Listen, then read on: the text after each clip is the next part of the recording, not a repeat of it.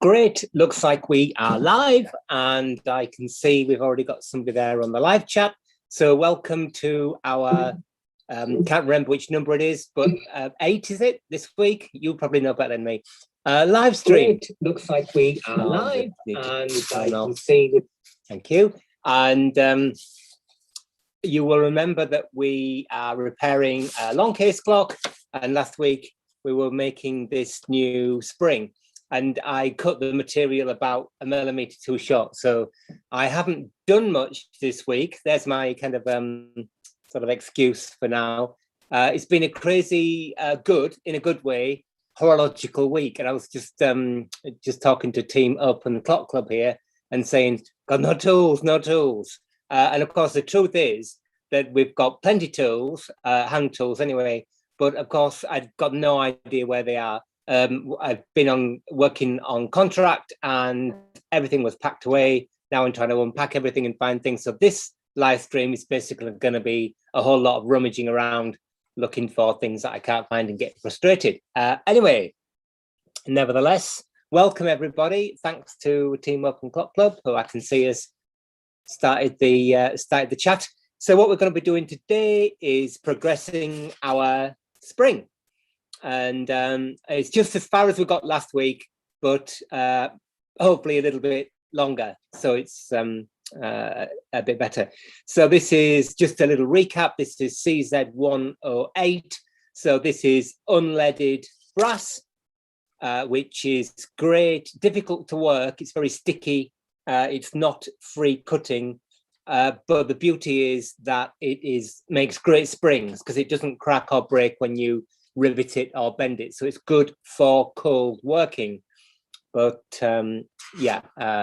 it's not great if you were sort of machining it or something. So anyway, you'll see as we are drilling it in a minute, it might be a bit sticky. So we got the old spring, if I can find it, here it is, off. There's the old spring, and had to file it a little bit, which was a bit of a shame to get rid of the rivet heads, but then we removed it. You can see it's cracked here and probably not really repairable. So our next challenge is to get these old rivets out, and hopefully they'll just punch out with my staking set, and we can then mark through from the back of this through there with a cutting brooch or something, and then drill a little hole, file up some brass pins to temporarily pin it in place. Once we've done that, we can begin to shape it either with a piercing saw or by filing it. So that's the plan. Now, I'd like to get the click out, but you may remember from last week or the week before that it's been riveted in at some point, and I don't want to damage it by sort of unscrewing it and making it even worse. So I'm going to try and do this job with the click in place, which adds to the challenge. So all good there. Next job is to get these pins out, and to do that I'm just going to put on a little bit of penetrating oil, or paraffin in this case, first. And I want to show you my new purchase. Last week we did an unboxing or whatever it's called on YouTube. Now I haven't got an unboxing, but what I have got is something incredibly exciting that I was reminded of when I was working in the museum this week, because these things are solvent dispensers. You see them all the time in museum conservation departments. I've never actually owned one until now, but they're really cool because they allow you to dispense small amounts of solvents. I'm looking around for my gloves now, I can't see those either. Small amounts of solvents, and also they're reasonably spill resistant. So not only do you not have kind of like a jam jar or something, something with lots of solvent evaporating, but also they, so you can close the lid, but also they've got a little pump mechanism underneath. If you've never come across these before, they're really cool. I actually think I bought the wrong kind. There are two kinds, one where the solvent immediately runs back into the bottle, which is the kind I wanted, and this kind where you have a little puddle of solvent that you can put your brush or whatever it is in there. So if I can find a brush.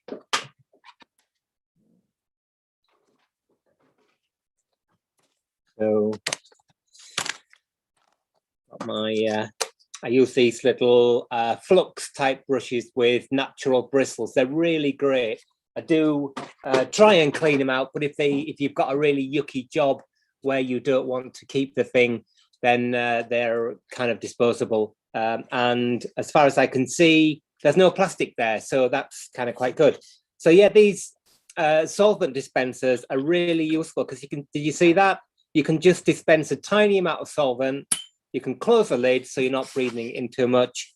So really great while you're doing repeated operations, like if you were swab cleaning something, and we were doing that earlier in the week on site.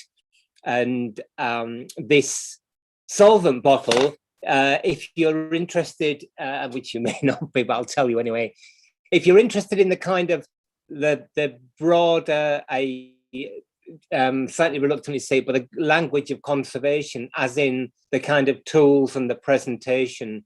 I banged on about this before.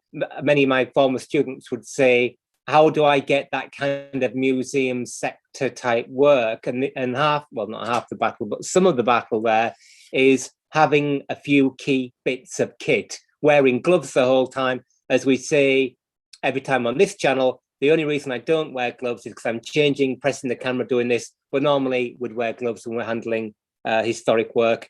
But also having things like this, little solvent bottle sends out a good signal, as does things like archival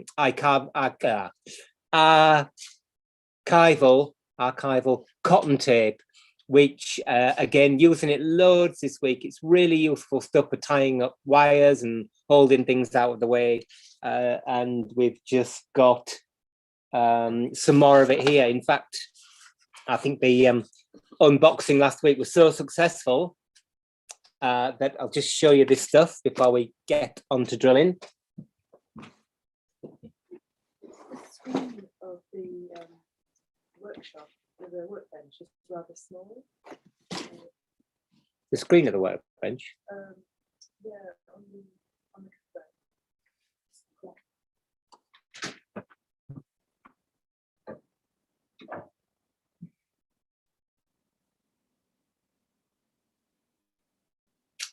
Is it not normally like that? No. Right, okay. I'll just try re-sharing it. So share screen. Share.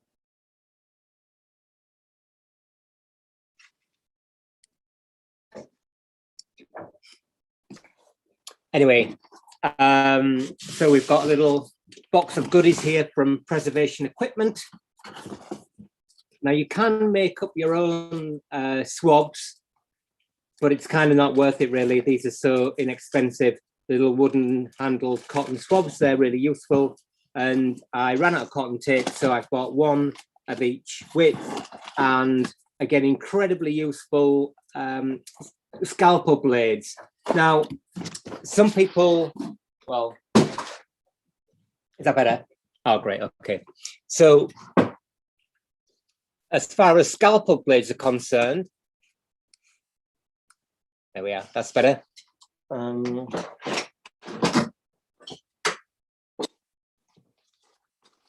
This is your classic Swan Morton #3 scalpel. They used to make these in nickel, and I thought they were really nice because when the nickel kind of got a bit tarnished, it made them quite grippy. So it's always nice when you see those old nickel ones, but unfortunately, well, not unfortunately, they changed them to stainless steel. So they're still the same design. And I've been through every kind of craft knife you can mention and think of, things like this, and those X-Acto ones that we used to use for making model aircraft and all that kind of stuff. And really, this is the sort of go-to scalpel for me. They make a bigger model, but I find that's actually too heavy. This is perfect.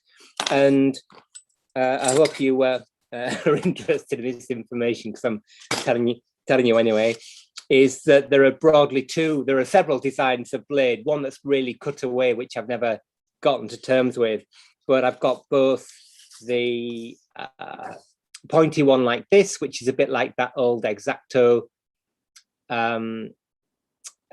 Stanley craft knife thing. What else have I got in here? Let's have a little look around.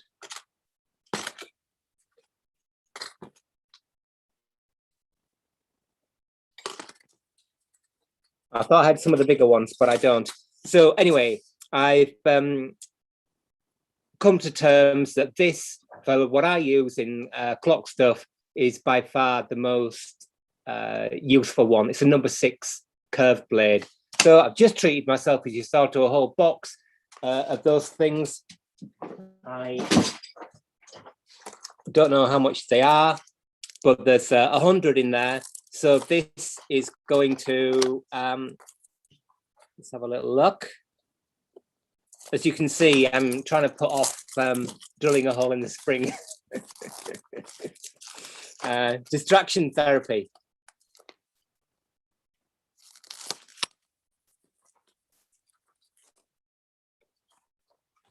Have a wee look. My uncle was a member of the Morton family, the Swan Morton, in this direction. There we go. Deep Joy.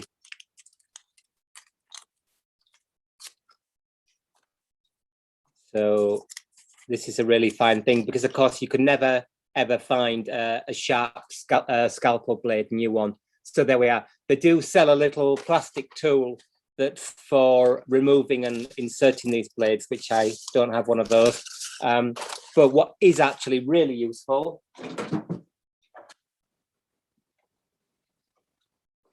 is a little bit of plaster soap for, I cut myself a bit now, for storing the blade in. Anyway, so there we are. That's what I've bought this week: some scalpel blades, some cotton tape, and a solvent dispensing bottle.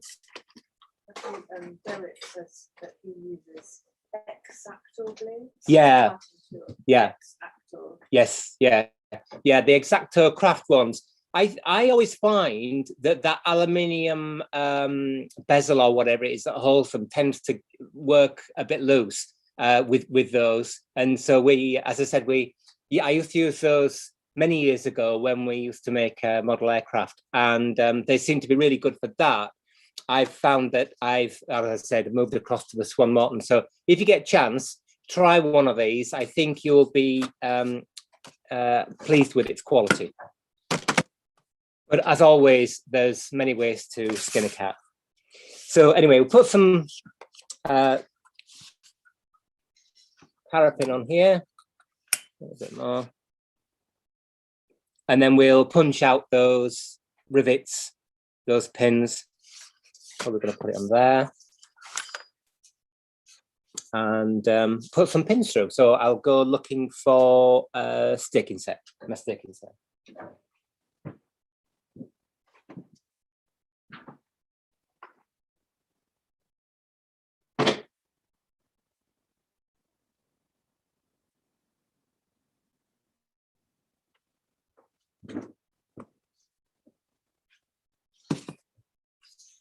I might use this one actually, which is quite cute. Yeah, like a mini staking set. It's actually really useful again for taking on site and things like that. What I'm really after is, find the tweezers, is something like that. That one there, but finer. Can't actually see one, though. They're the ones that normally get busted off. Maybe that's not going to be any good. I think that was one there, but it probably got broken off at the end. Let's have a look. Might be enough of that one actually left just to punch these out. Let's have a.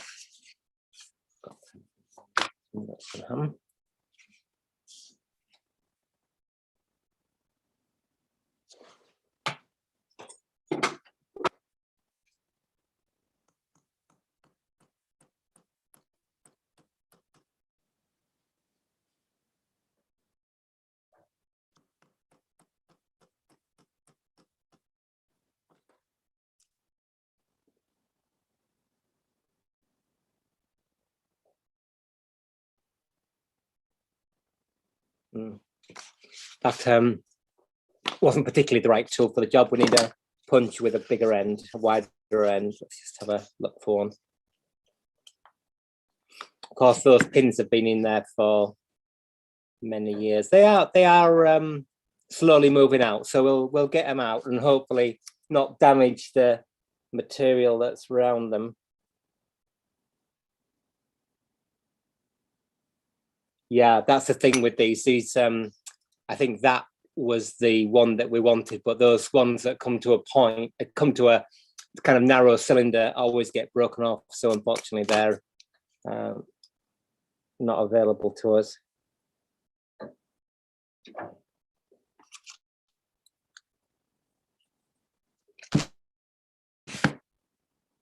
I suppose what I should do is find a bigger lathe and turn them down. Anyway, here's one. Just going to stone the end of this flat because it's still broken. So what's everybody been doing then this week? I've seen a few of you on Facebook, which is always great,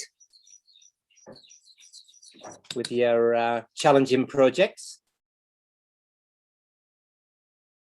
And we've been selling a few books. Sent another one to America this morning, or this afternoon, which was great.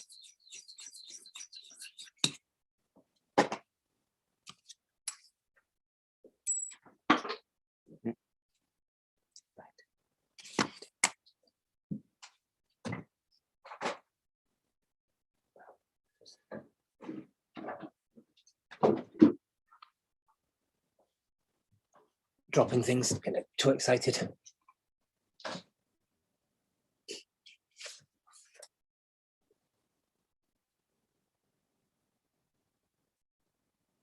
Says, what are you resting to work on? Is this an old piece of dinnerware? Yeah, it's an old piece of stale bread. That's all I can afford. It's one of those cork blocks. The reason I was doing that was I was being really stingy. I didn't want to get my new bit of grey paper dirty, but it's already gotten dirty. So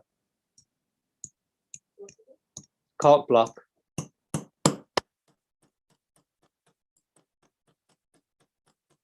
Probably not the ideal thing actually, because it's a bit too spongy.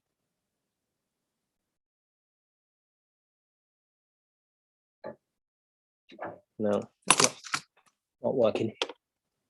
Got to go in, getting a bit closer with this.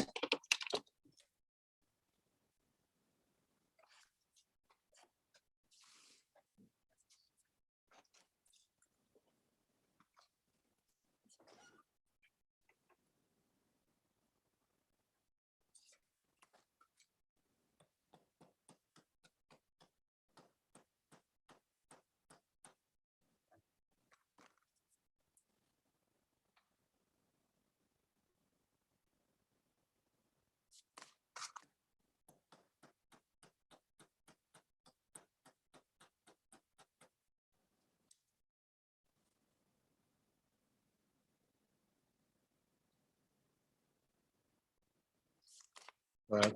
He's sorry, you can't see that really, can you? He's moving.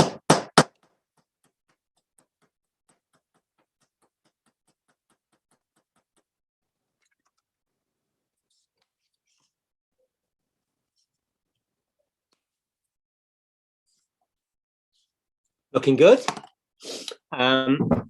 Let's have a look around for my cutters. There they are. Yeah. Oh, exciting news, by the way, of all this slight frustration with the camera. Today we ordered a new camera. Yay. But so maybe I'll be faffing about with that next week.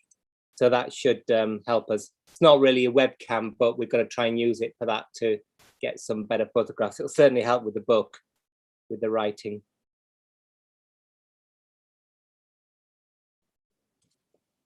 What kind of camera is it? Fuji X-T4. And what I don't want to do, of course, here is break off this pin. Now, it might be that I'm trying to get it out the wrong way. I don't know. It could be. It's likely to be tapered, and it might be taped. I might be trying to push it out in the wrong direction. I don't think they're riveted on the back, so I've got very little chance of pushing it that way anyway. So I'm just seeing how it goes. It is moving, just slowly. Just don't really want to break it off if I can help it. I'm going to put a bit more paraffin on it.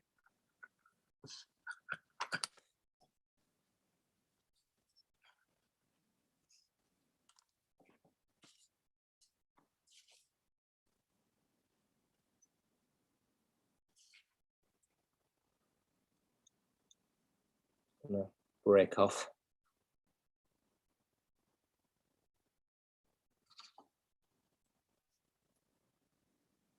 Yeah, it looks like it is.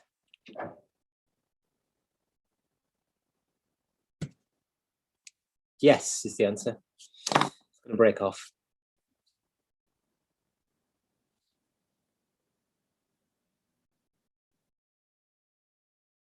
Okay, that can be.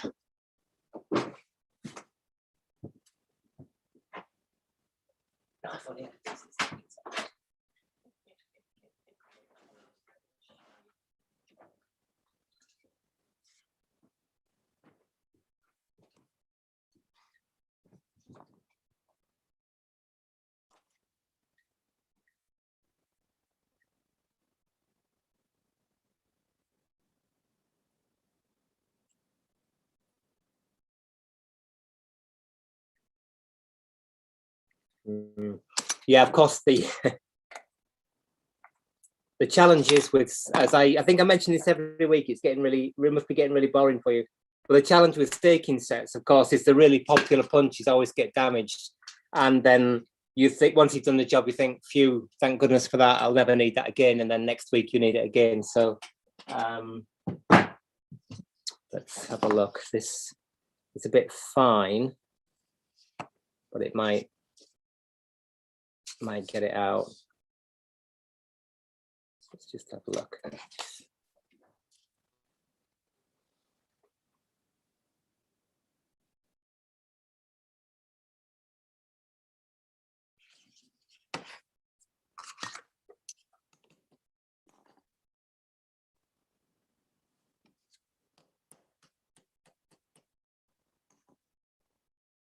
No, that's not good.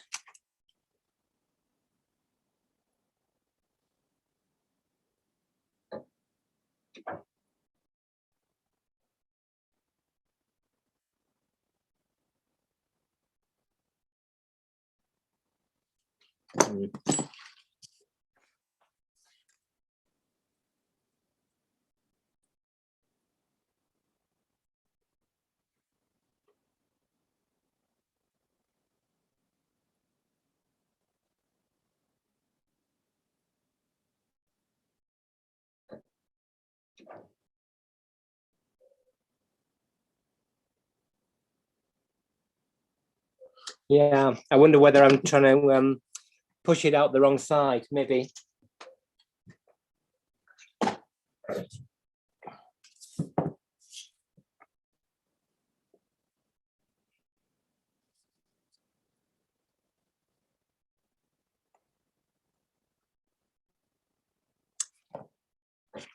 Let's have a look here.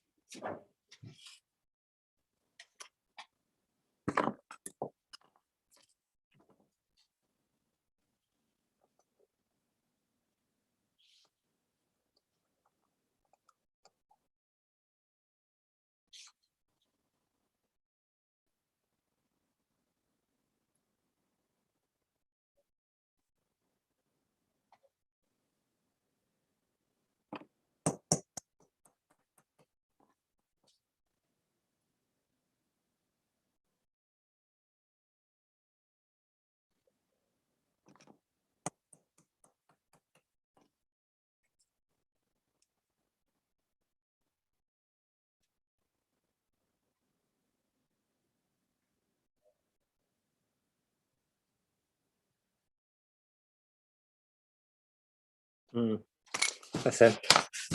We should be going from bad to worse. So I'm going to get some blued steel now and just try and find a bit of blued steel that's pretty much the right diameter for what we want. Could grind or turn a bit down to a taper, which would make life easier. But let's just see if we have a bit.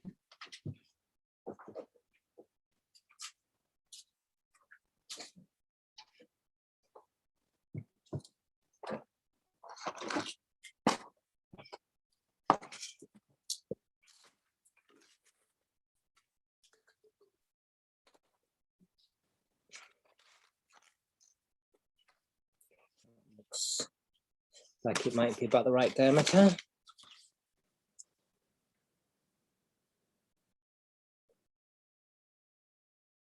Bit big. A bit smaller. That.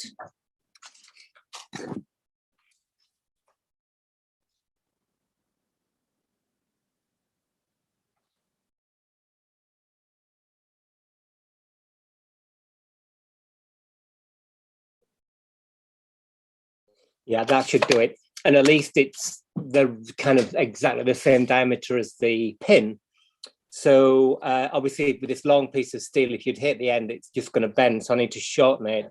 But I'm also just going to flatten the end because it's kind of sheared off. You know, when the steel's made, it's cut off. So I'm going to flatten it with my trusty, it's like these boxes, easy lap diamond hones, which I was probably quite rude about, but they've been like the most useful thing.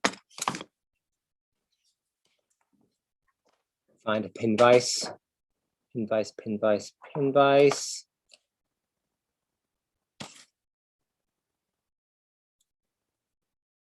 Oh, that's interesting. I want that. Right. Okay. This pin vise is obviously it's good. Basically, this session, by the way, in case you want to log off, it looks like it's just going to be a session talking about tools that are quite annoying. This pin vise here, look, which I got, isn't through. So not that it particularly matters because I can shorten the steel, but it is quite irritating. So that's something to look out for when you're buying a pin vise. What else have we got in here? I think I've talked about this before. This is the posh version one. And these are, I wouldn't say to get one of these because you always lose the other collet, the one that stays in the back end of it. So you've got to take that out when you're using it and it gets lost and things like that. These square-headed ones are cool because when you tighten it up, you've got that reference. We used that when we were sharpening our drills. And what else is there in here? Oh, I've got all sorts. But anyway, I just want one that's actually the whole way through, like that one. So that's much better. There we go.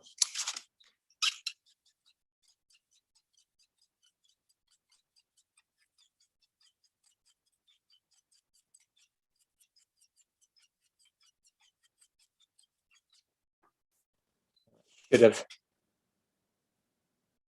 flattened the end off, yeah, a little bit. Let's just put a bit of water on that. Oh, did you get, we got a text message from the power company saying they were going to cut the power off. Not because we haven't paid, but because there was some emergency works. And I thought, is that a scam? Maybe it's a scam. And then I thought, well, how do they benefit from that? But anyway, so if the power goes off altogether, that's just because so many things have gone wrong, or the power's just been cut off. I think it's maybe a scam, but I couldn't quite see how they were going to get any money out of it. Right. Okay. Going to be a bit brutal here, so don't watch if you're of a sensitive nature. I'm just going to snap the metal off. But at least now we have a punch that is about the right diameter for the metal we're trying to punch out. So I'm just going to go back to that.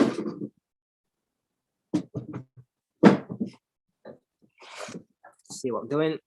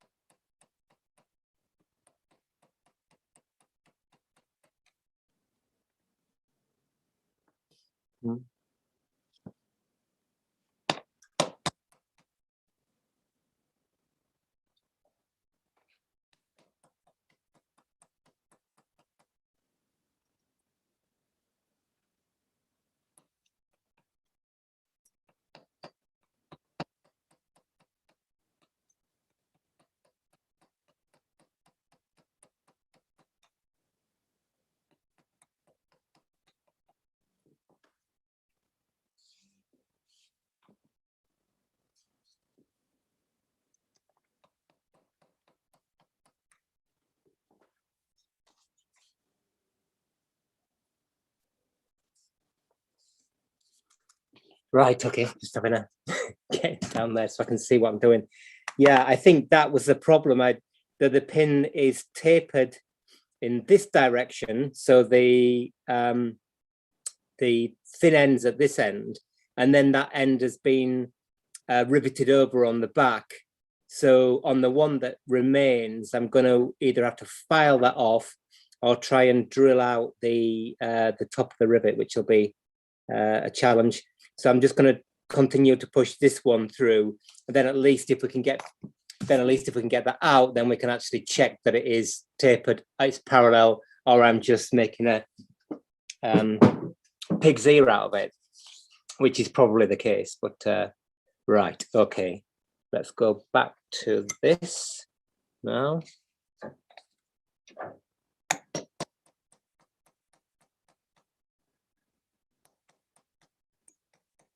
Yeah, great.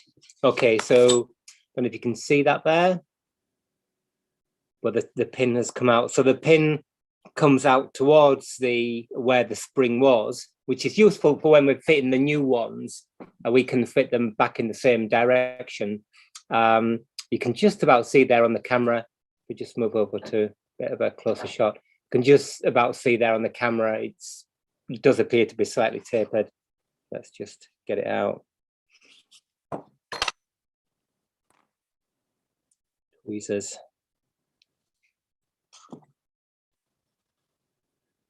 Right, okay. So let's have a look. Little bit of mutilation around the hole, I'm afraid. If you can just see that, I've just caught the edge of it a bit, but at least it's out. So this one now, I need to get the rivet off. I can maybe file it down with the old paper or film technique that I think we used last week, wasn't it? Or I could just try find the center and drill out the top of it and then go from there. Maybe that's worth doing. Let's just try filing it first, just because that's quick and easy, relatively.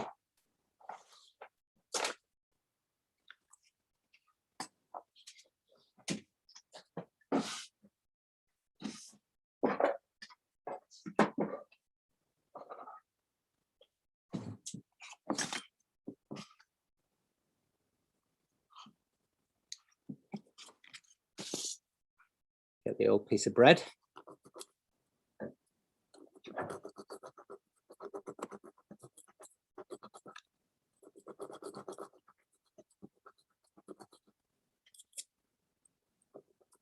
I'm just going to file as much off as I can until I get down to.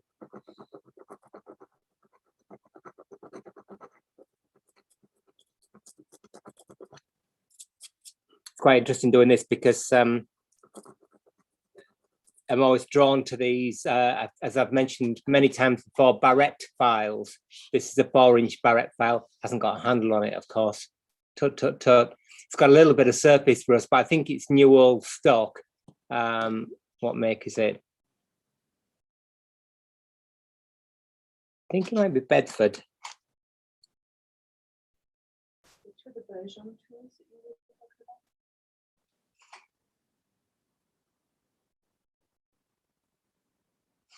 about? The Bergeon tools, pin vices. Oh, was it pin vice? Yeah, it's not because it's a Bergeon one that it's rubbish. It's not rubbish anyway. It's because it's got 2 chucks. Look, so it's got a chuck in that end, which is fine, and it's got a chuck in that end. But the problem is that when you're using it, you normally have to take this out anyway to get the wire through, if this is the bigger end, and then you lose this bit. So the chance of it staying together is quite slim. So if you're going to buy a set of these, I'm sure they do the same set, but with a chuck per pin vise. Interchangeable things are often a bit of a pain. This is why I don't particularly like sort of like interchangeable file handles and brooch handles, because they're okay if you got loads of time, but when you get into the rhythm of working quicker, taking the thing off, putting it back on, taking it off, can't find it, can be a bit of a pain. It's a Peter Stubbs file. It's really nice. Needs a handle on it, but anyway, apart from that. And the beauty I realize now of a barrette file, I've not really thought about this before, is you can see both sides.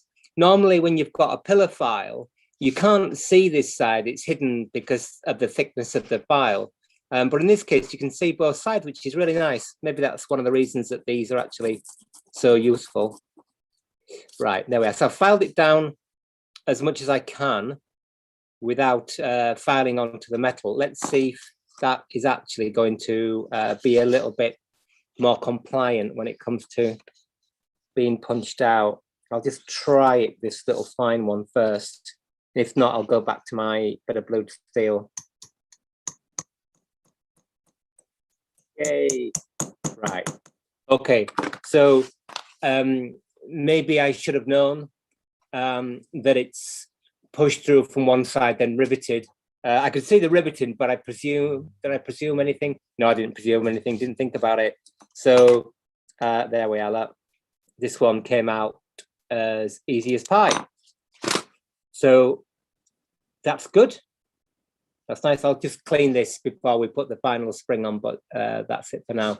So quite nice. As you can see, this one's got a bit damaged. This one is much, much better, but not too bad in the big makeup of things. He says, trying to convince himself. Anyway, so what I want to do now is to get our spring, which is here, proto spring, and mark through from the back. I think I mentioned this last week. What you don't want to do is to make the thing and then the component and then try drilling a hole. It's like impossible to get the hole in the right place. So I'm going to drill through one, put a pin in, drill through the other, put a pin in temporarily, and then we can start to decide which bit of that spring we want to lose in the shaping process. So to do that, I'm just going to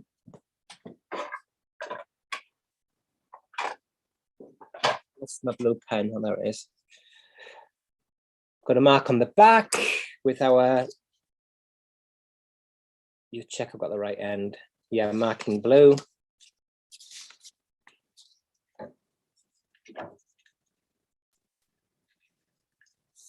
Like that. And then going to scratch through with cutting broach. It's probably about the only thing I've got that'll go through that hole neatly, just to get it in the right place.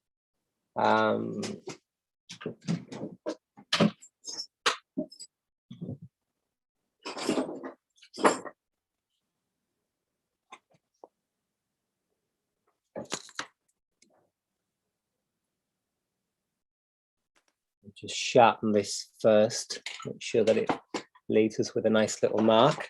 So it's just a small cutting broach.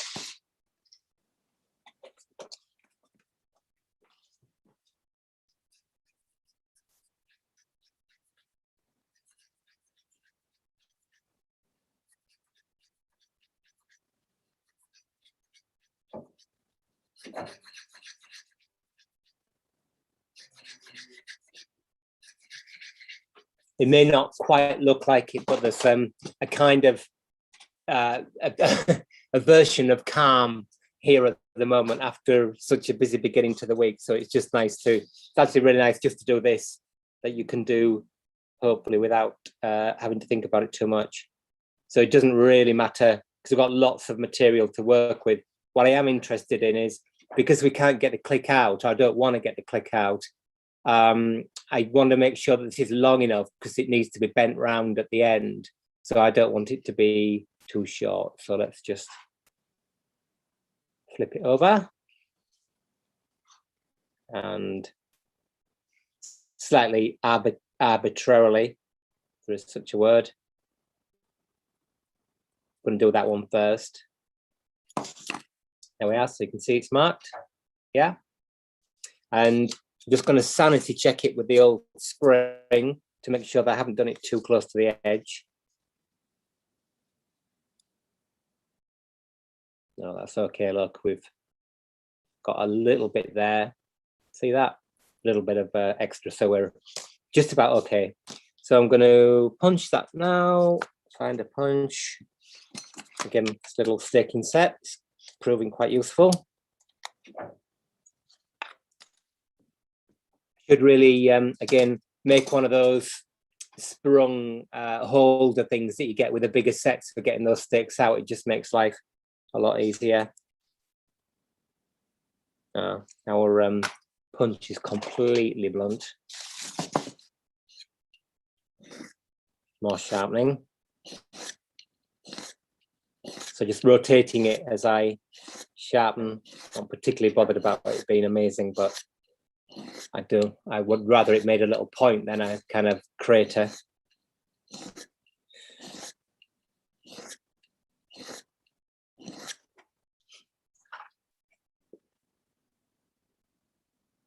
No, that's going to need some more work. I'll just think where my other punch is. It's here.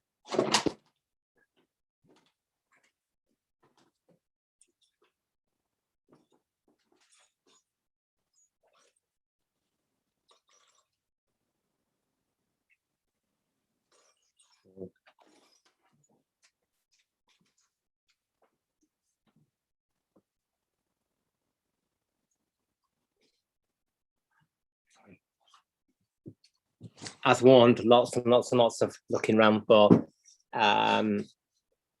tools. So this is one of those quite nice. I know we've on the Facebook group, we've been talking, or somebody was talking, Ian, I think it was. I don't know whether Ian's there today, is he? Ian is there today. Hi, Ian. About the automatic center punch, the more and right one with the spring on it, where you kind of pull the head of it back and let it go. Which might one might say sort of reduces the amount of control you've got, because really what you want to do with a center punch is actually just to put it on the work first and basically just go like that. You don't actually want to whack it in the first instance. And again, those kind of, I don't know who, they Presto or something that's got a spring inside it, and you press down and press down and press down, and all of a sudden it goes bang. Maybe not as much control as one might like. So this is just one that I don't know where I got it from, but it's got a bit of carbide in the end, which is quite nice. Obviously, it's not very good for hitting the hammer because it breaks, but at least it stays nice and sharp. I've sharpened it on the diamond thing as well. So, right. So first, just make a little mark. Check that it's in the right place.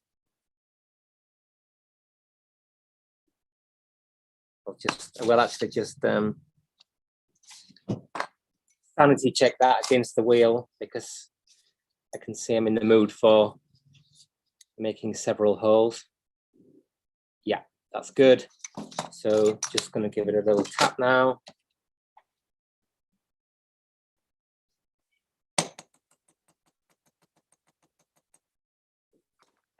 And now we're going to drill a hole in it. I was talking to Team Open Clock Club the other day about some anxiety about not being able to find my Archimedean drill. Not going to be able to find that drill bit because it's just gone between the floorboards. And when I looked in the pin vise thing, I found I had 4 Archimedean drills. So these might seem a bit archaic, is that the right word? But just ever so often, they're really, really useful. So I'm going to try and use it on this. They're really useful. So that's a Barry brass one. And then we've got a brace of those. But somewhere,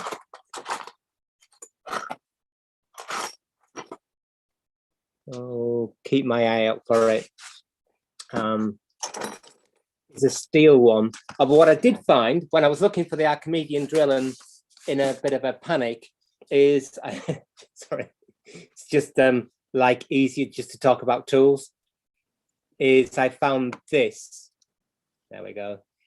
Sliding tongs, which I think are for watch type work, and they're really cool because you can hold small components and they're nice and light. I think this bit's aluminium. Anyway, they're also quite useful.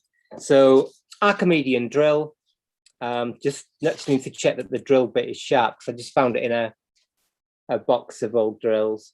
I know it's not. So I'm just going to have a bit of a sharpen up. Our trusty ceramic stone back again. Maybe drill bits is one of those things I should just buy a set and look after them. Smaller ones. I did used to get those micro box ones. They're, do you know those? Do they still make them? They've got something that looks like, there's one, you might recognize it, micro box. Anyway, I realized that they really are pretty poor, a lot of them. Some of them, I noticed that the relief angle on the back of the drills actually ground on the wrong side. So it's never going to drill, but I guess you could sharpen them up. But anyway, this is, I might transfer this if I can find it. Yeah. Ian says that he uses a small optical punch. Oh, yeah. Yeah. I've never used one of those, but the optical center punch, I think, is quite useful. For those of you that haven't seen such a thing, it's a piece of perspex, is it, or ground glass that's like a lens that you can position in a holder over the work. Then you take the ground glass or perspex bit out and then put a center punch in its place. So it enables you to really, really look before you start tapping. Again, I would advise that you press it first with your finger just to make a tiny little indent before you actually hit it with the hammer. Because once you hit it with the hammer, you can move the hole about a bit by sort of persuading the punch at one side, but definitely best just to press it first, I think. So I'm putting in this drill. You may remember this when we were making the drill bits in this square colleted pin vise, because I want to sharpen it. The drill's blunt. So I'm just going to line it up with the axis of the pin vise.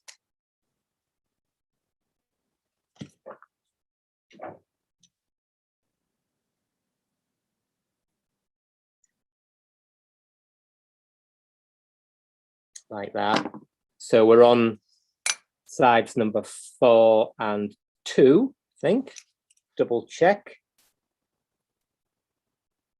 Yeah, 4 and 2.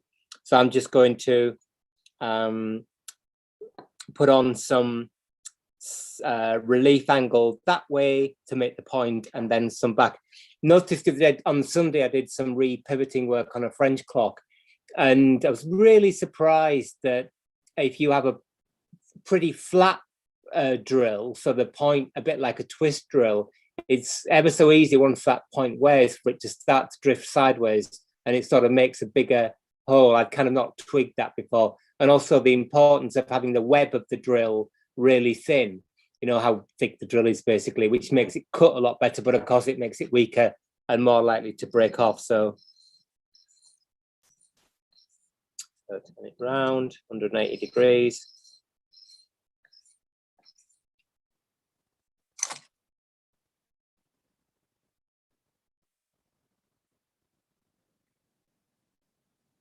A little bit more.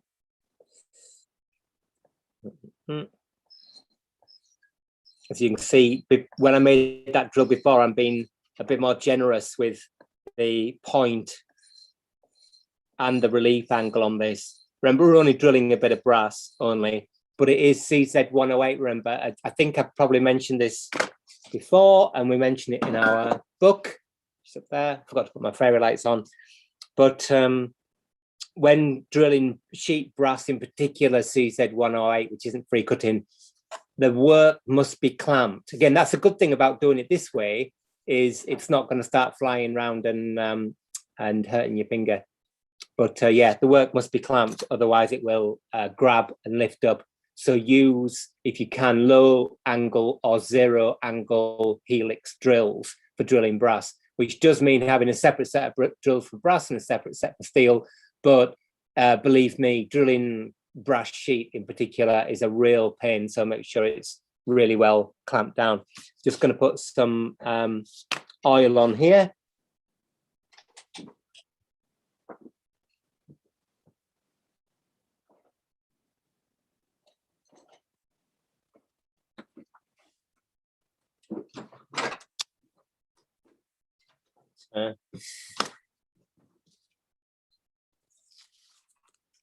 My contract, I bought this Mobius synthetic grease, posh grease, which is, I think, about 50 quid or something like that. And of course I used a tiny weeny little bit of it, so I'll just have a little bit on here, although of course it'll be quite blue anyway. Not to worry, might as well use it. Now we've got it. But this stuff is, I guess you could just use any similar synthetic grease. The stuff they put in bike components and things probably does the same job. But it's this is perfect for the job I needed for this week. Right, okay, so let's start drilling. May need to hold this down, but not because it's going to cause any injury, but just because it's going to spin around. But let's have a look. See if it works at all.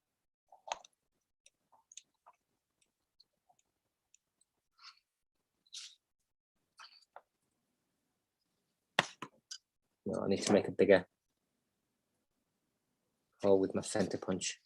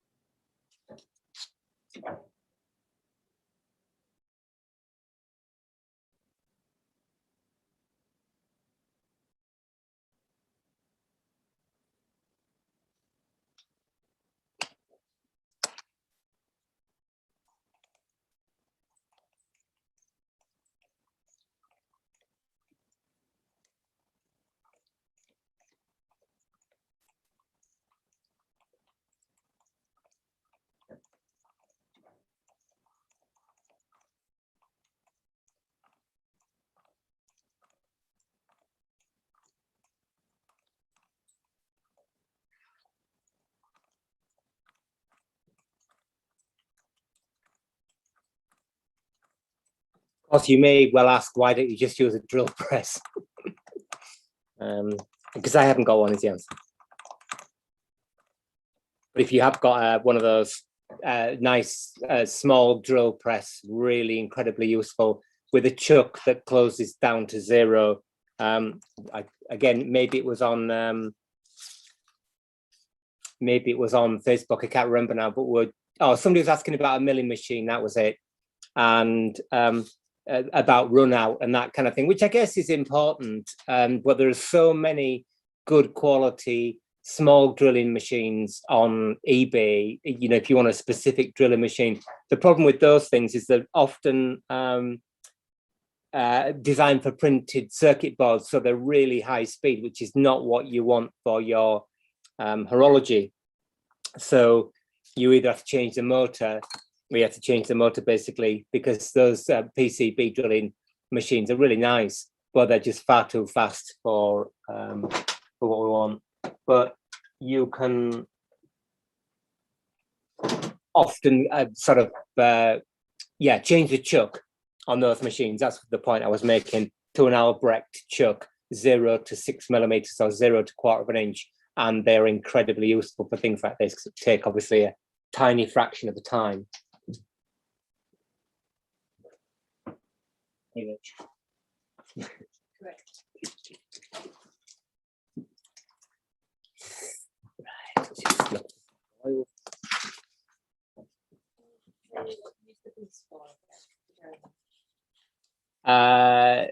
In this, what I use it for on where you've got high pressure, they use it a lot, that grease, in watch work, where you've got things like chronograph work and levers, so very small contact points but very high pressure. This week I was working on the Swan up at the Bose Museum, so I used it there on the sliding cams, and it's incredibly good for that. That machine is like one big bag of friction problems. So I use it there. You could use a more sort of traditional grease, I suppose, but by the time you've gone there, packed up all your stuff, it's such a sort of involved project that I'm not particularly bothered about saving a bit of money. So I use that grease there on the Swan. But yeah, I think it's mostly used in watch work, on chronograph work.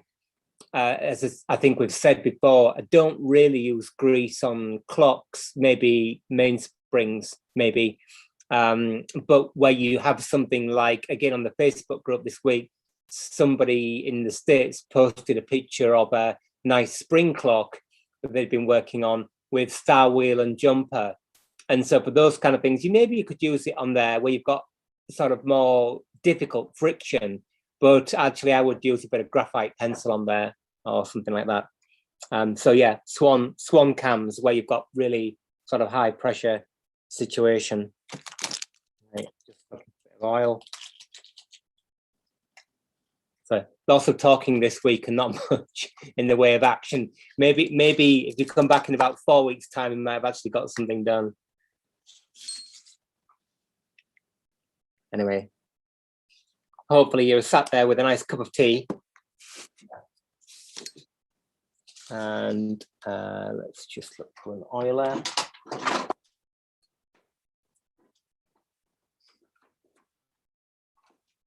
So yeah, I'm very excited to try the new camera out. I've sort of been, as many people have, been through, this is not a conversation about clocks, so I apologize, clocks people.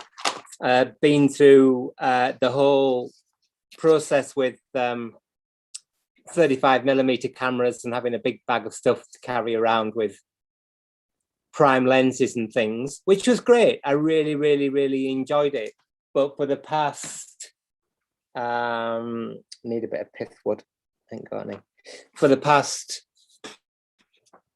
15 years, really, I suppose, or since the sort of demise of 35mm, I've been using a Canon G, started with a G, I can't even remember now, but then G9 and 11 was it, then G16. And they've been absolutely brilliant, really, really brilliant. We did all our book with that, so absolutely no complaints whatsoever. But the time has come to take some better close-up pictures. And also I wanted to get away from using my phone for this YouTube stuff. Not that it's caused a problem per se, but I think it's time to up our game a bit. So taking the plunge and ordered a new camera. So it'll take me a couple of weeks to figure out how to work it, no doubt. The question here is this actually drilling? It does seem to be. Have a look.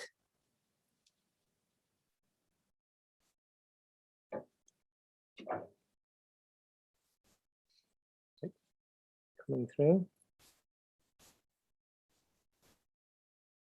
Maybe we need to sharpen up again. Yeah.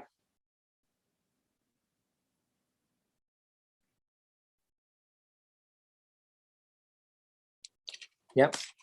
It is actually drilling a hole, so it just shows it can be done. Yeah, like all these things, it's a form of torture, but presumably that's a good thing in the big makeup of things. Team up block would say, torture's good. Forms of torture. No comment, no comment, no comment. Yay! Woohoo! Who would have thought it, eh? Look at that, actually made a hole in it. Brilliant. There you go. So when you're sat at home with all your electric powered equipment, think of me here with my hand powered lathe and hand powered drill. Cool. Right, so I've drilled this undersize. It's taken several hours to get there, but I've done that for a reason. And that reason is I want to broach the hole up to the size of the hole in the wheel rim. I don't want to drill at the same size because we know what drills are like. It's going to drill oversized. And I don't want to have to rivet this down so heavily. I just want to actually push a pin into it and hold the two components together. So that's what I'm going to do next. I'm going to file up a pin, bit of brass. They were pinned with steel. I'm just going to temporarily pin it with brass. I might do it with iron later, you know, tape a pin that's been filed down. But actually, I'm pretty happy with doing it with brass for the time being. So I'll just find a brooch and get one that's the right size. So that's going to be a bit small, a bit big, I mean, even. Jamie says, what drill did you use, Matthew? Was it an HSS twist? No, it's just one of those little kind of, it is a twist drill, but it's one of those really old-fashioned spade drills, just like the one I made on the video, and for hands are in pretty bad condition at the moment. That's the problem with working, isn't it? No, it's just a little, as you can see, a little spade drill effectively, but the shank is twisted. So it has got a little bit of a helix angle on it. There's, Ian will know, because he knows everything about tools. What do they call, come on, brain, Eureka. I don't think it's a Eureka drill. I think a Eureka drill has got a straight flute on it. But they're quite good, solid little drills. But this is just the kind of thing that you would make out of a bit of flute steel, like I showed in the video. So no, it's not a twist drill per se. It's a spade drill, effectively. So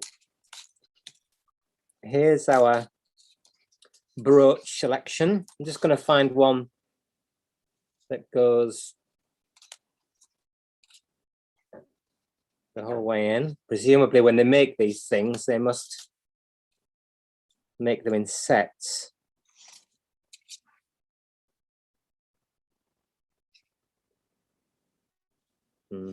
Seem to be two of the same size, but anyway.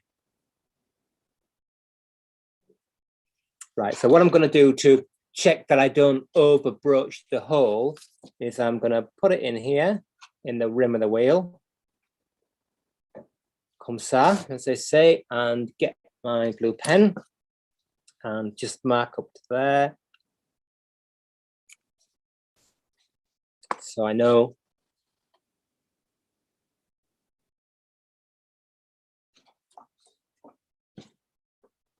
how far in I want to go. I'm going to find a pin vise and it'll fit in there. Sort of an embarrassment of riches, really, isn't it? I said I couldn't find anything, but the problem is there's too many. So the old sliding tongs, really useful, much quicker than a pin vise. So I'm going to broach my new hole up to that point. You see the little blue mark? Now this is again CZ 108, so it's a bit of a pain to broach. It'll burr up, but this is a new broach, so it's going to be quite quick.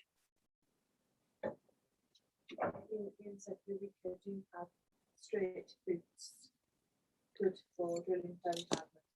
Good. What is it? Is that what a Eureka drill's for? Is it for drilling? It's stiffer, is it, than a twist drill, I guess? I mean, twist drills are really, we all use them, but they're hopeless for making a decent hole, as we know. What's the point of a Eureka drill? I've often wondered, never known. I think it's just for drilling fairly hard. Right. Okay. I know what I'm going to use here, my Tam O'Shanter stone.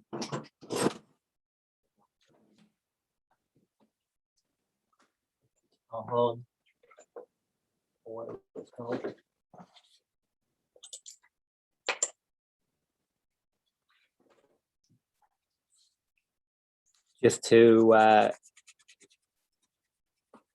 stone off the burr on the inside. Good. Right. And let's just try those two things together. So as I say, I want, this seems like a lot of faff for putting a pin in, but it's a really useful kind of technique. I want this pin that I'm going to insert to hold the things together before I actually, now I don't want to actually broach out the hole, of course. I'm trying to keep the hole the same size. And I think we're about there. Yeah, it's both gripping in the wheel and in the bit of brass here as well. And it went in that direction, did it? So I'm going to put the new one in that direction. So get some brass wire. How much can one spin out making a pin? Quite a lot by the look of it.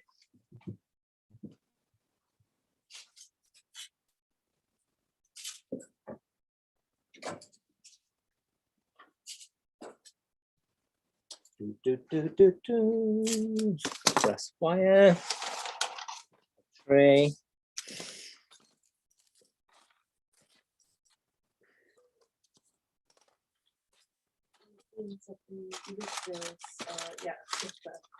Right. Oh, okay. Yeah. And they're available in small sizes, are they?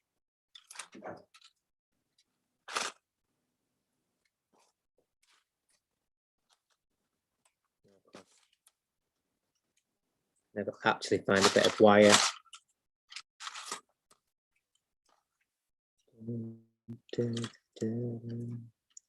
We've got a lot. I suppose the popular size, that stuff that's around 1 millimeter, just gets used up. I think that's going to be too small.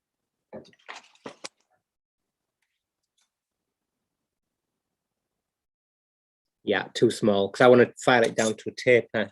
So we'll have to go to the stunt double brass wire.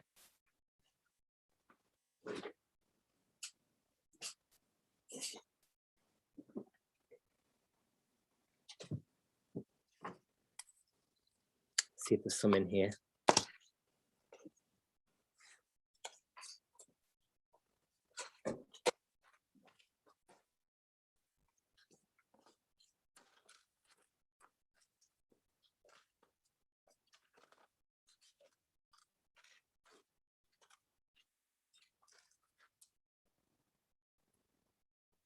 No, that's the one. That looks like the badger.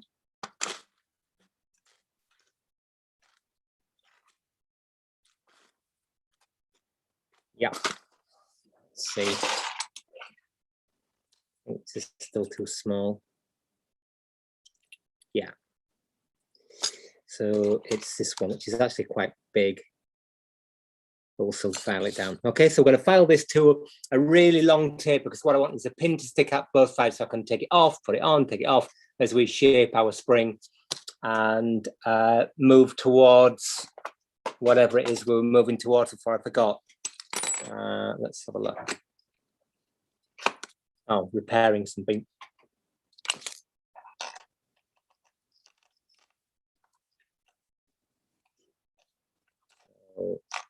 Going to move over to the vise. Apologies for the avalanche of tools that you're going to see.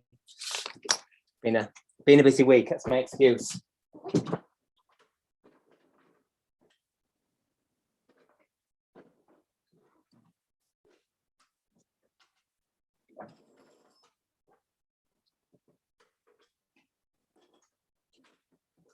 Just looking for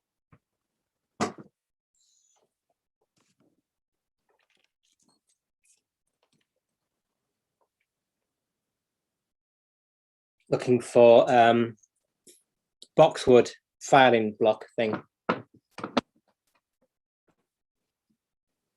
So just gonna get a file.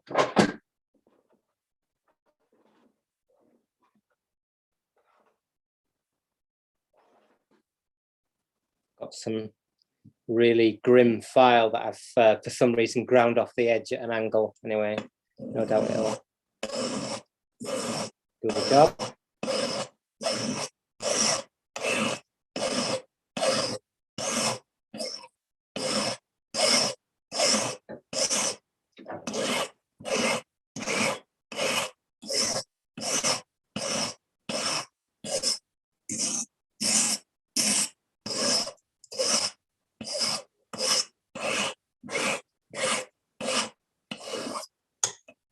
Try that. So you can see there, about perfect. Just wants to be a little bit more. I'll just move over to a file, just to put a bit of a better finish on it.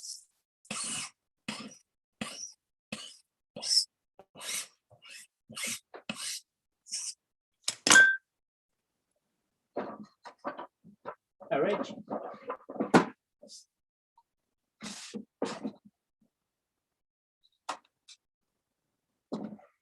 And then my favorite trick of all, bit of draw filing. It's always very satisfying. And hopefully now I can stop faffing about and let's see. Yeah. Get our spring pinned on. So perfect. Just going to check. The hole in the brass wants to be a little bit bigger. It's not quite gripping it. I'll just go back and broach out a bit more.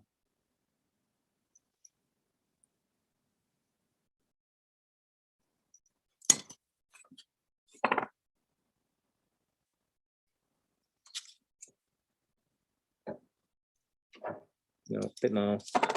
This is a useful process when you're fitting, if you're doing new making and you're fitting taper pins, you have to go through this, steady pins, sorry, go through this process of making sure that the pin obviously fits both components really well. Because I could make my life easier and just broach it out a bit bigger, but I don't want to enlarge the hole in the wheel rim.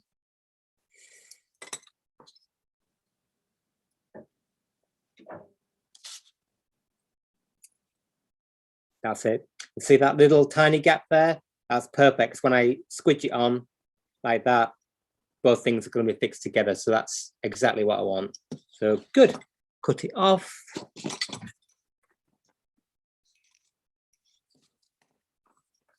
And we're ready to do our second pin, albeit slightly taking a long time. So what I noticed or noted before was that for the click to work properly, don't have a pointy stick, the spring needs to come right to the edge of the wheel rim here when it's in place. So it's just not quite coming far enough across like that. You see it's just a little bit of the wheel rim sticking out. So I think in order to resolve that, yeah, it's just a bit sticking out there. So I want it to be a bit further in this direction. I'm going to have to cut this space here back a bit. So I'll just foul that back a little bit.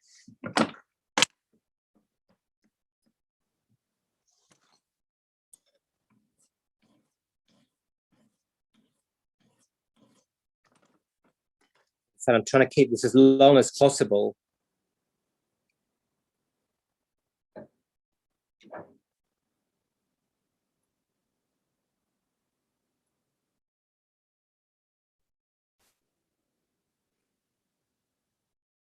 Still not. Let's be a bit more on this end. Probably being a bit overcautious.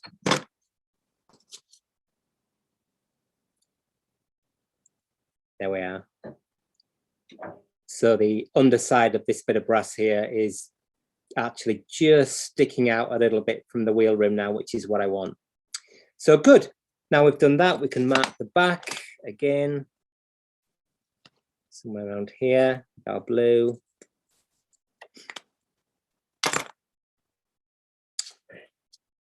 And put that in position. And scratch through with a broach.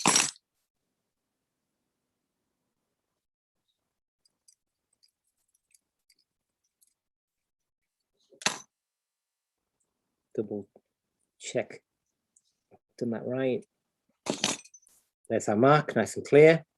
Then take our pin out, put that across there, center punch this, and go back to the torture that is the Archimedean drill.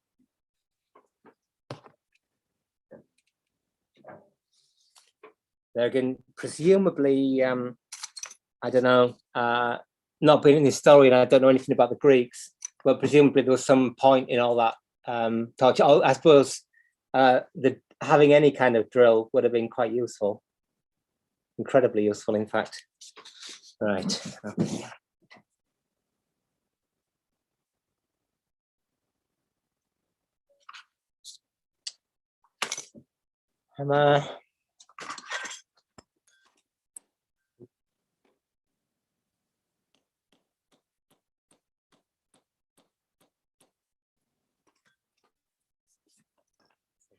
Center punched it, and yes, the chaotic drill. See if it needs sharpening. No, looks all right.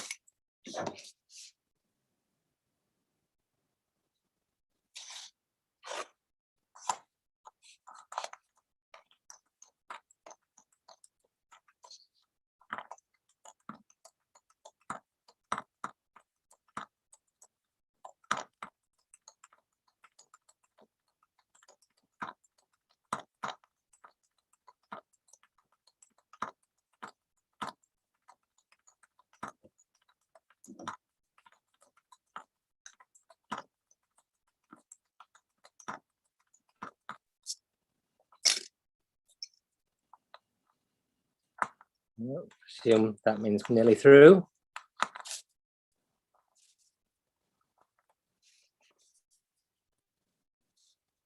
Focus. Yeah, it's a little dimple there. So we are nearly there.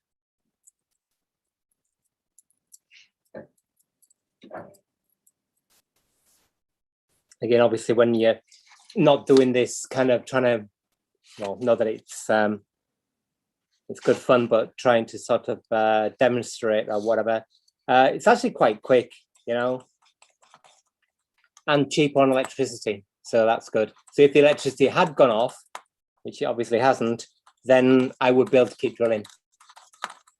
It's deeply satisfying.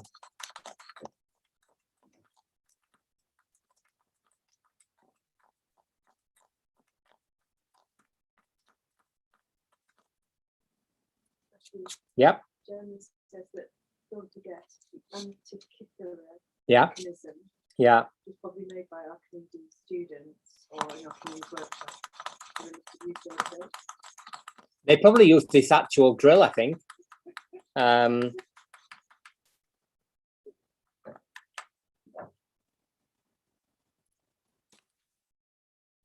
I'm almost, the more I think about it, I'm almost certain that they did use that drill.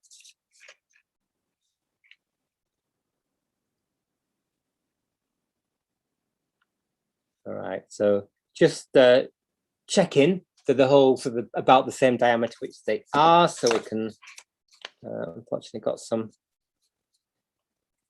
blue pen on the rim of the wheel.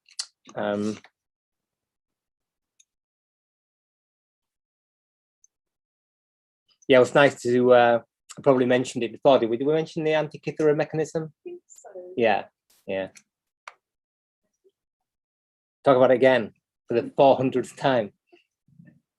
No, it was just that I was very excited to see the Antikythera mechanism on the television a couple of weeks ago, was it? Something like that. Because, long story, but it was one of my students who, a bloke called David Higgin, super brainy mathematician and all-round good chap, who was working with UCL and developing that project. So it was nice to see that. Right, okay, I think probably done that too much now. So we just need another pin. Bit of Tam O'Shanter.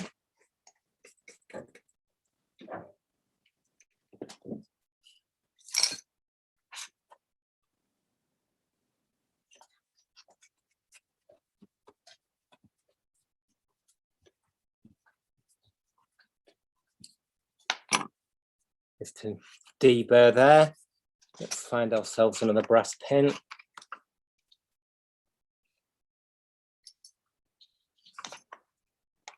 Back to our filing block.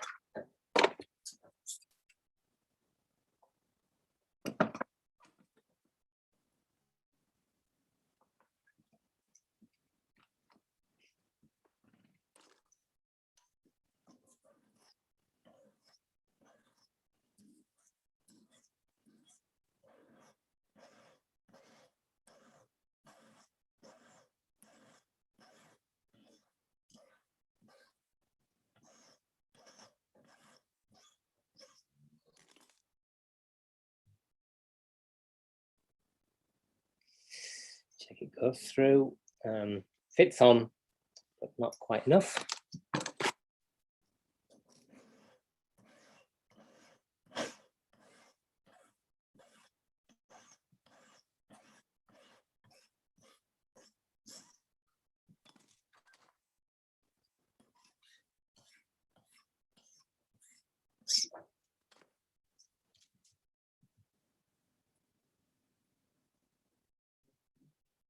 All good?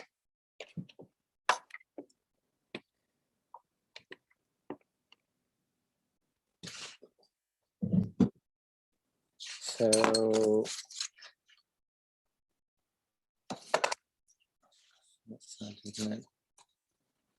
now, of course, I can't quite remember what I've done with the other pen.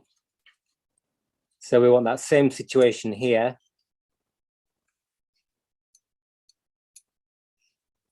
Yeah. Same thing. It's a bit tight in the brass.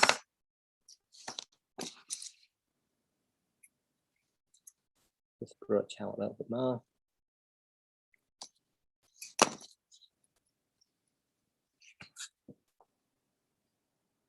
Nope. That's great. So if you can see that, but both components are kind of neatly pinned together. So let's do it. Off.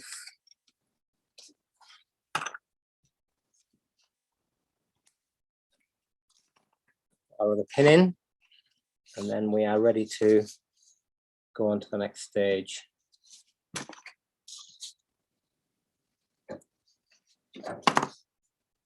There we go.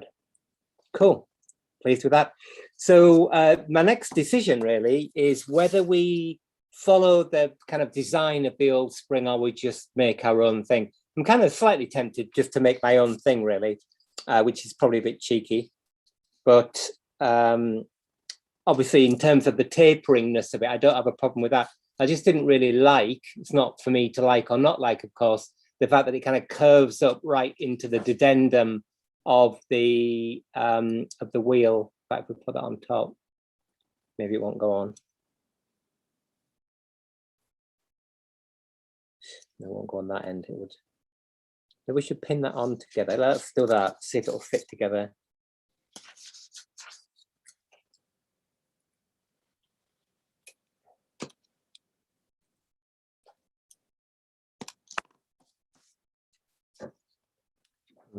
I'm gonna blue on the back because I want to describe the inside of the wheel rim, and blue on here because I want to mark around the old spring.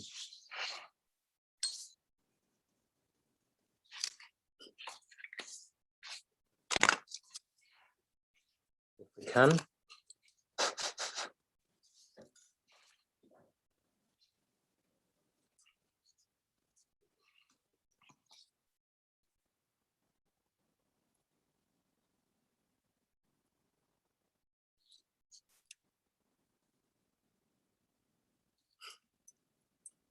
Yeah.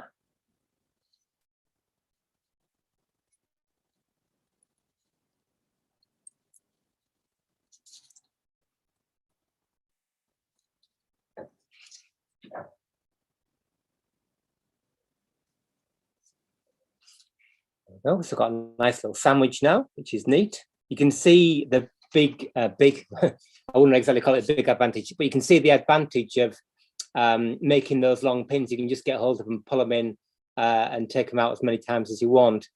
Now the old spring is probably actually a little bit further down. This isn't going to cause us a problem here when we bend this round, if that's just fractionally longer, because what we can do, we can just hammer the new material on the back here and it'll curve it in a little bit more. So I'm not too worried about that. And of course it's cracked here anyway, so it might be a bit further down. So there's your question. Let's just mark it on the back. You can see the edge of the bit of brass there, which is quite nice to see.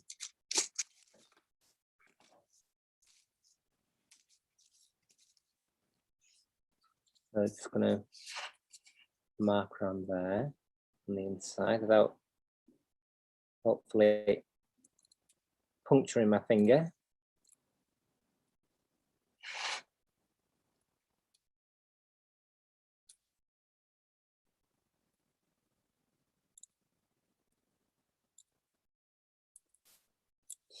And then for sake of something I don't quite know what, I should really use a scriber, but being super lazy.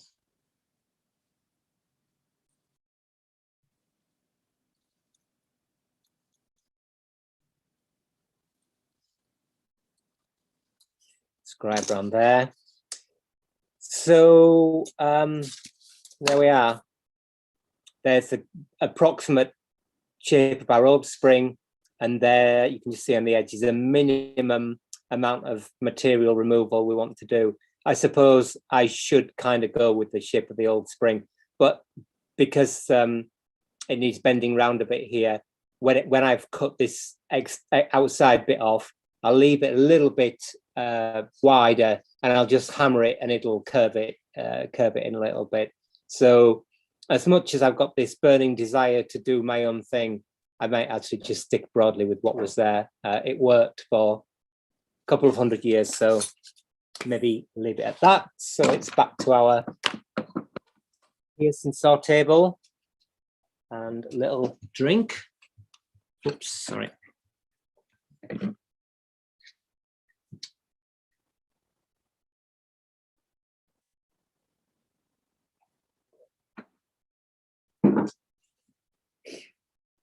Dun, dun, dun, dun.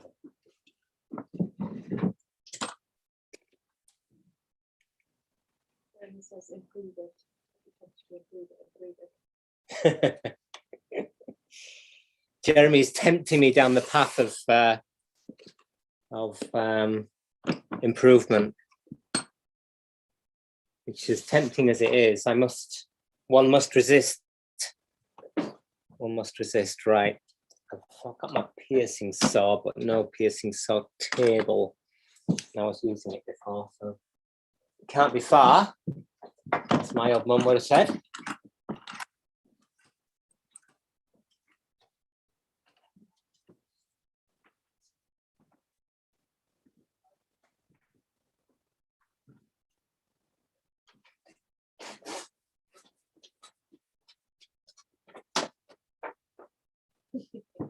Well, the away from Jeremy and then shine it up afterwards. Well, I'm happy to shine it up because it's new work and do what we want with it. But you can see the extent of all the mayhem. Right. Okay. Might actually need to have different pair of glasses here as well. Can't see. 1 minute.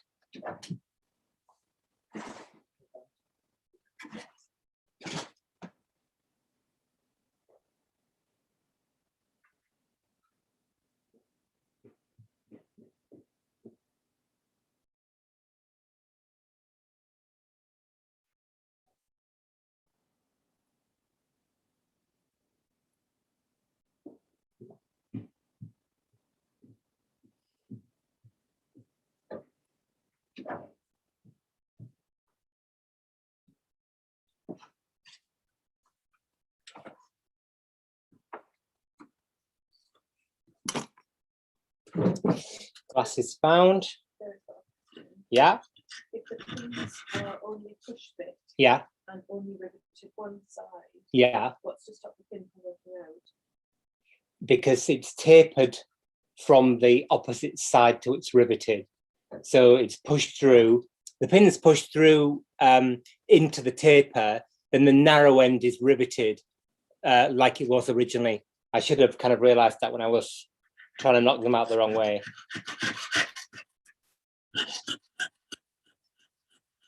But actually, some of those clicks, you'll be amazed. I don't know if you've noticed then on, oh, power's back on apparently. I don't know whether you noticed then, but actually just draw filing those pins and then being a shallow taper, you don't have to push them very hard when they're a really, really good fit in there. And often those clicks are sometimes, they're not actually riveted at all. They're just pushed in because the force is not in that direction, it's in that direction. They don't fall out. But yeah, riveting obviously helps. Sorry, I'm sassing now more.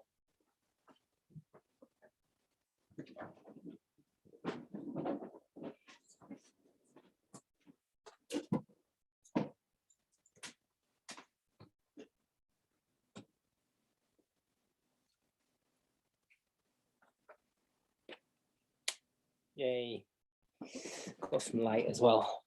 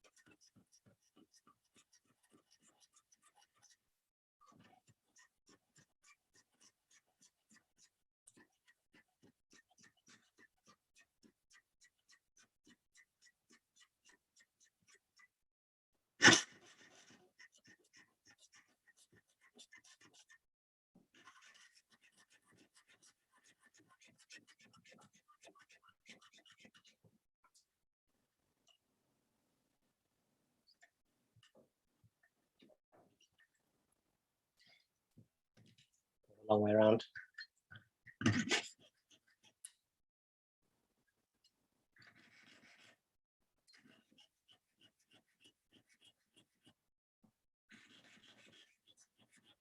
Oh.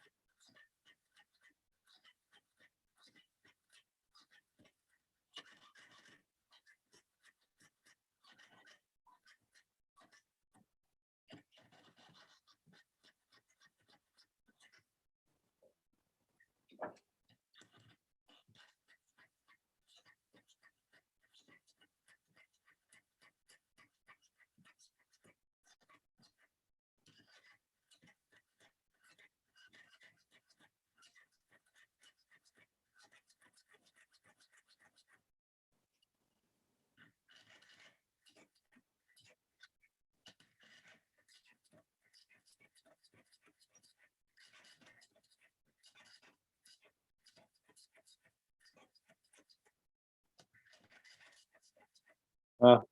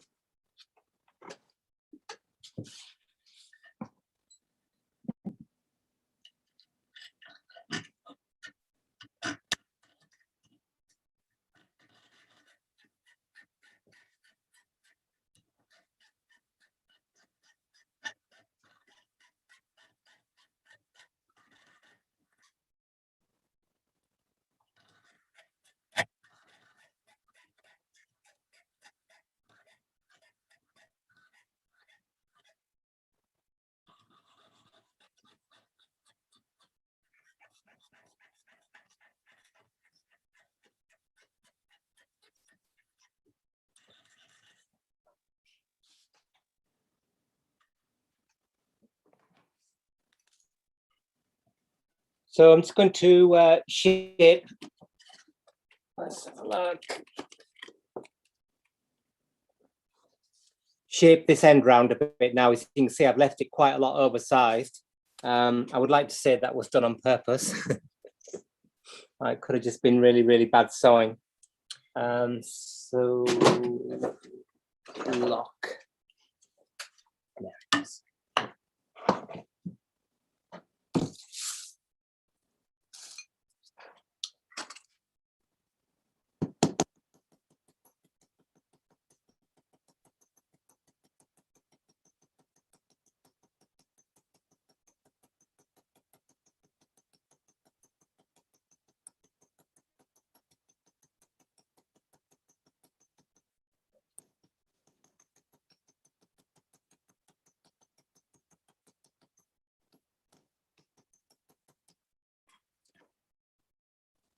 So we just got a bit of filing to do now. I'll leave the end long and I'll just chop that off at the last minute. So let's just try it again. Check we're in the ballpark, as they say. That hammering might have stretched it a little bit actually, so maybe it won't go in anymore. Oh no, that's actually done the job. Amazingly. Let's just put these in.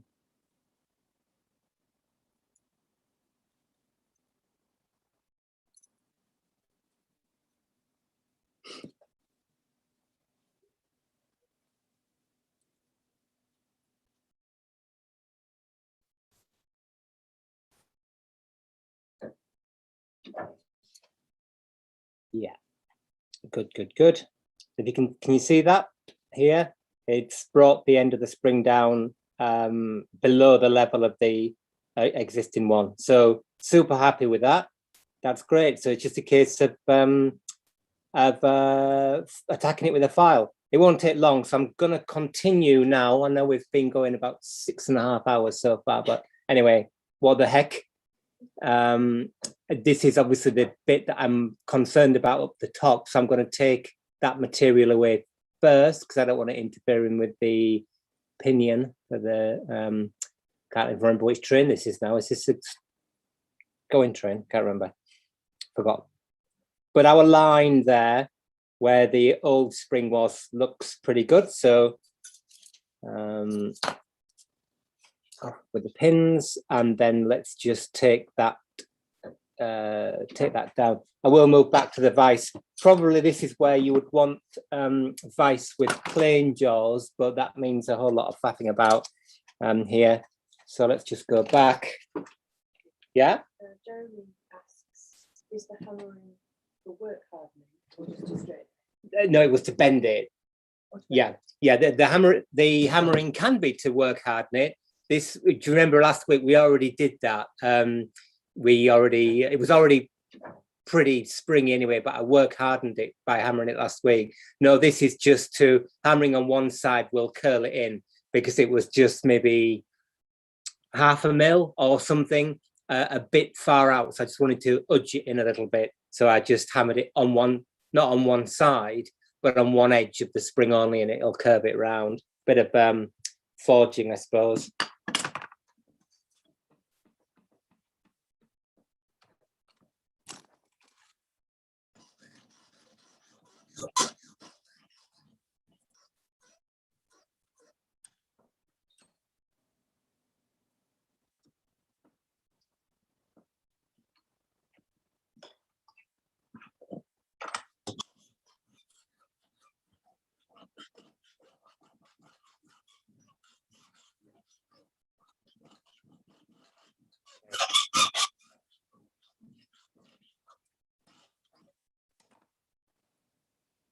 Okay, we're down to the line there, look, spot on. So a bit more on the background here.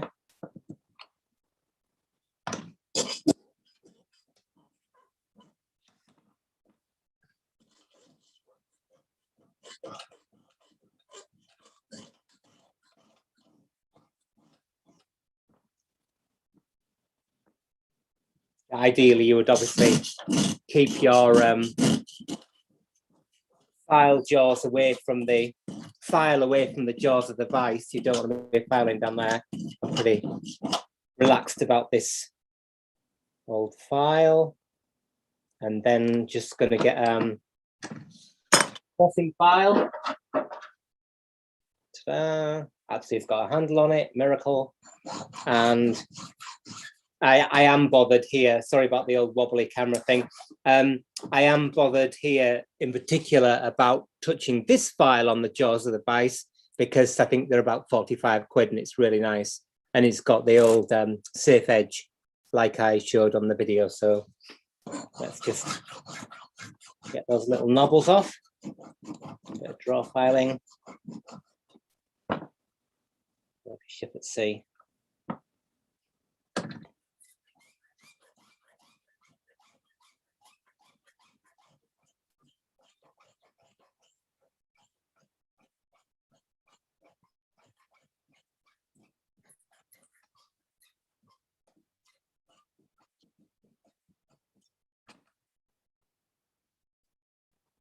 Cool, we're nearly there. Just a little bit more material to come off here.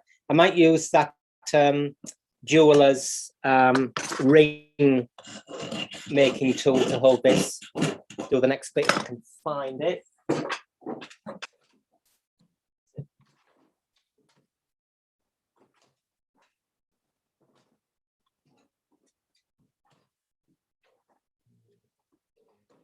I think it's in the bag of doom.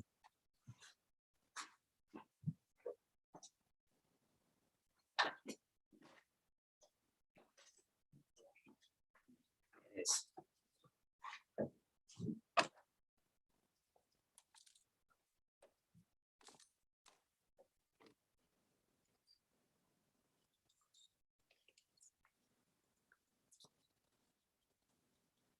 So I think this tool is now going to come into its own.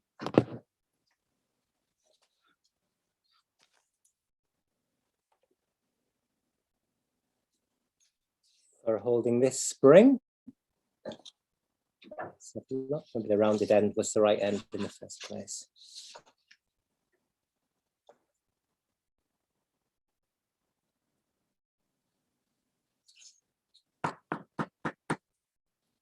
Yep. And actually looks like the tool for the job.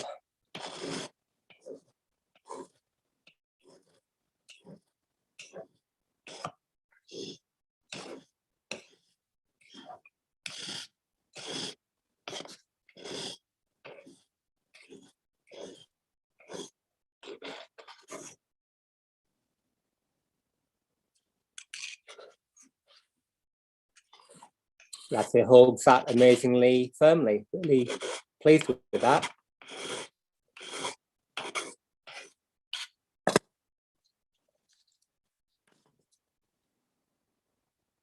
So I want this to be quite a bit thinner at this end now, so I'm going to have to file on the inside here, because as you can maybe see, the it's a little bit of a hunchback, the hunchback of our spring.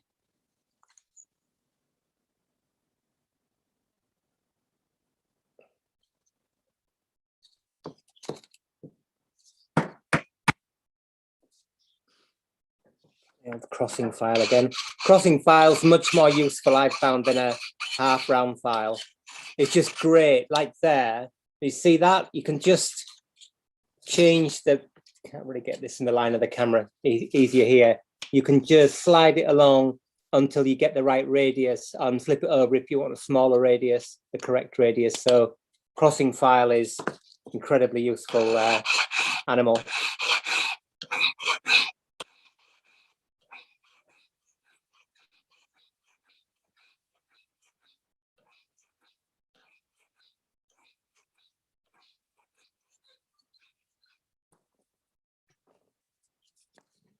Offer it up to the earlier one.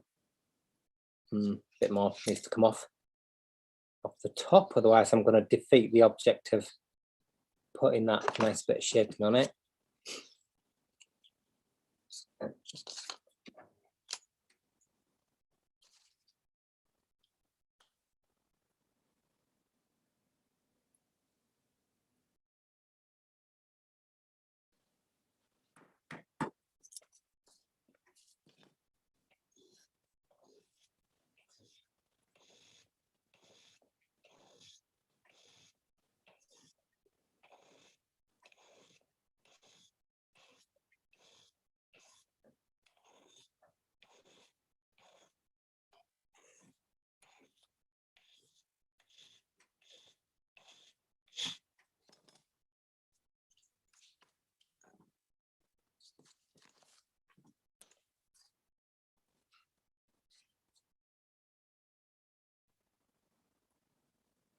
That.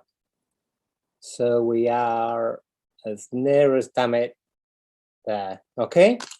So we did a bit of tidying up. I want the underside to be slightly tapered in thickness as well, but do that on the inside. If you're going to taper this, ideally you'd have a bit of a step about here, so this part doesn't rub on the inside of the wheel at all. So I'm happy with the foot obviously being riveted to the wheel and touching the wheel, but I don't want any of this, and I want it to be tapered in thickness, because that's part of the problem with this spring. It's incredibly strong, so the only way around that really is to start tapering it in thickness as well. Bit more material to come off here. It's still got a bit of a hunchy.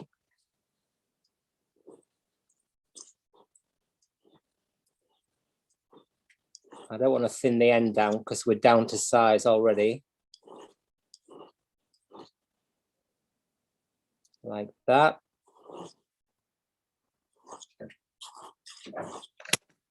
A little check on size, see where we can lose some material, because we want to get the thing down to size. Right, okay, so here it's fine, little bit thick up here, but of course the problem was originally that it broke through this riveted hole here. So when this is springy, this bit is in tension and this bit's in compression. So if we want to lose material, let's just think about that. Yeah, this is in tension, this is in compression. So we want to lose material from the top, and in fact you can see there is a bit there where it's still too chunky. So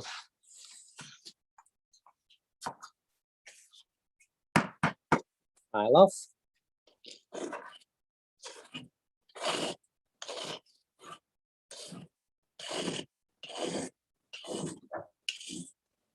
Again, must be a little bit careful of beautifying it too much where it was what it was in the first place.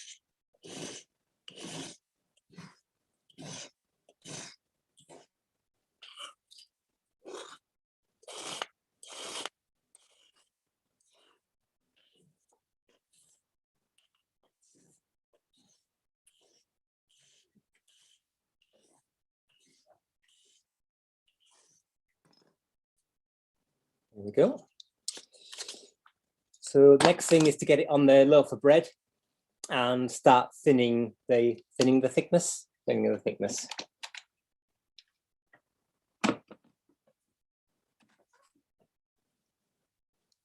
I will call it a day in a bit. Don't worry. If anybody had ever planned on going down the pub or getting their dinner, whatever it is that people do, then so cork block, incredibly useful for this because it'll just dig into that thing. We can put pins in it if we want to hold it down, but I don't think it'll need it. Yeah, really good. I'm just going to file.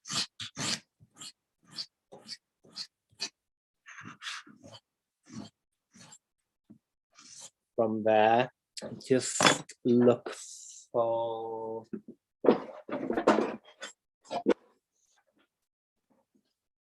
bigger barrette file and define that edge there a bit.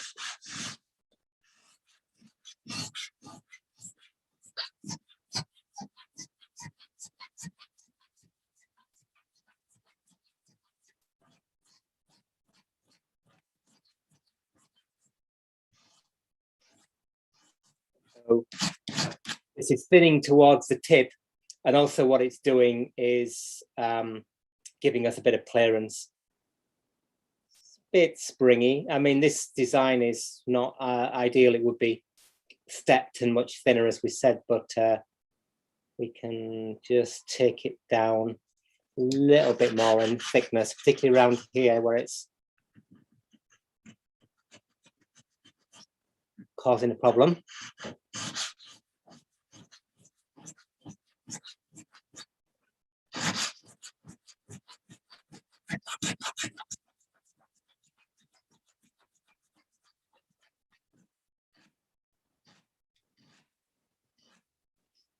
Good. I think we're about done. Bit of a draw file, get those lumps out, lumps and bumps.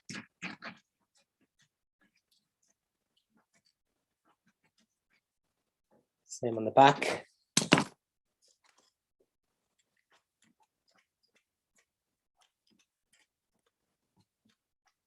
I'll do a need to juggle that. That's rubbish.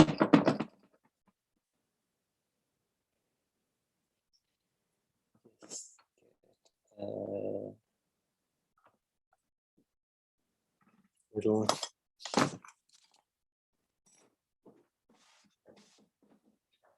Jeremy says you need to put your MR monogram on this when he's finished it.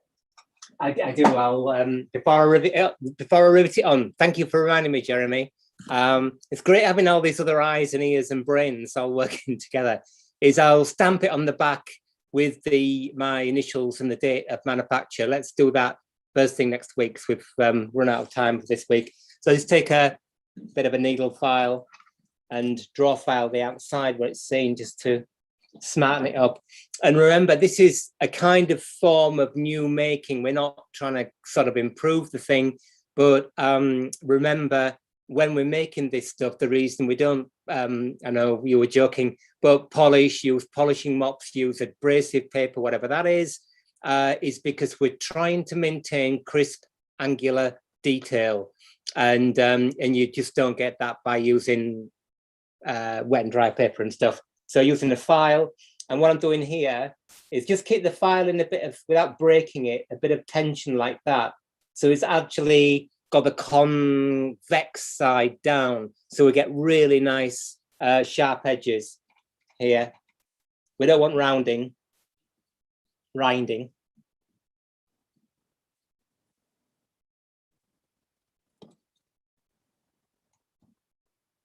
There we go. I think we're about done.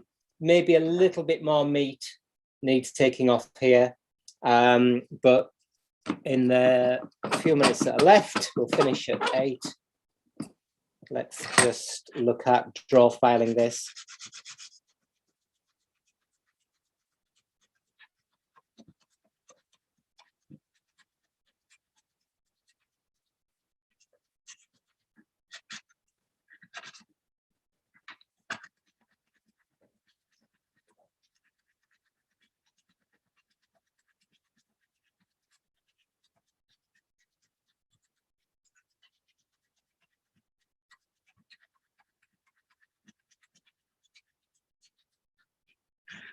Now, oops. Whether or not, good question, whether or not it's too fancy. It's obviously dead easy to go over the top with these things, and it's very meditative doing this kind of making work. It's really nice, enjoy it, as you can tell. But if you start then going round with a fine crossing file, look for one.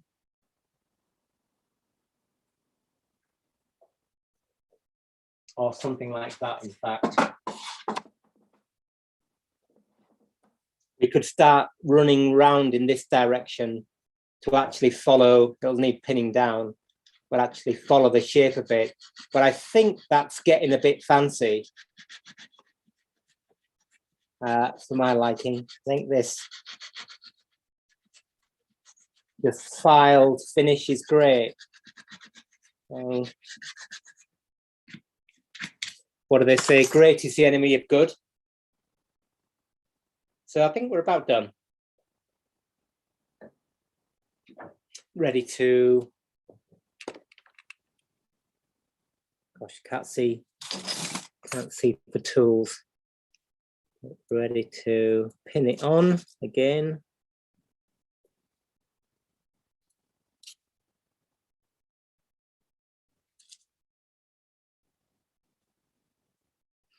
Like that.